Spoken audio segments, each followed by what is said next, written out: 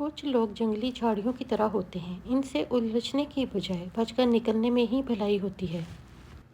عورت کی وفا کا پتہ تب چلتا ہے جب مرد کے پاس کچھ نہ ہو، اور مرد کی وفا کا پتہ تب چلتا ہے جب اس کے پاس سب کچھ ہو۔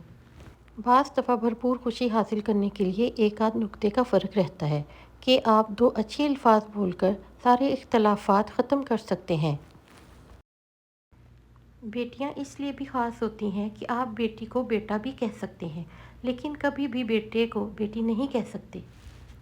خود کو روزانہ یاد دلاتے رہو کہ خوشگوار زندگی کسی منزل پر جا کر حاصل نہیں ہوتی، بلکہ خوشیاں زندگی کے راستے میں ہی بکھری ہوتی ہیں۔ جو کچھ آپ کے پاس ہے اس کے لیے شکر گزار بنو، آپ کو اور زیادہ ملے گا۔ اگر آپ اس پر توجہ مرکوز کرتے ہیں جو آپ کے پاس نہیں ہے، تو آپ کے پاس کبھی بھی کافی نہیں ہوگا۔ محبت کے سفر میں سوال یہ نہیں ہوتا کہ چھاؤں میں کون بیٹھے گا، سوال تو یہ ہے کہ کڑی دھوپ میں کون آئے گا جو سائے کی تلاش میں آپ کا سایہ بن کر آپ کے ساتھ رہے۔ جب کوئی تلخ ہونے کی بجائے خاموش ہو جائے تو سمجھ جائیں اس نے بہت حقیقتوں کا سامنا کر رکھا ہے۔ تعلق بڑھا کر کچھ لوگوں کی حقیقت کھلنے کے بعد سوچتا ہوں فاصلوں میں کتنی کشش اور عزت ہوتی ہے۔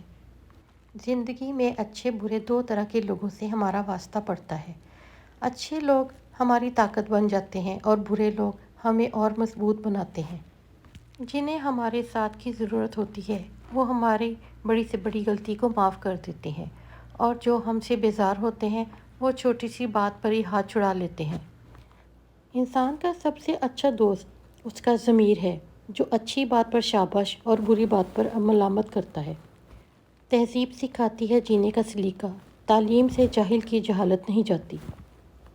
عقل تو سبھی میں ہوتی ہے، بس جھکتا وہ ہے جسے فکر ہوتی ہے۔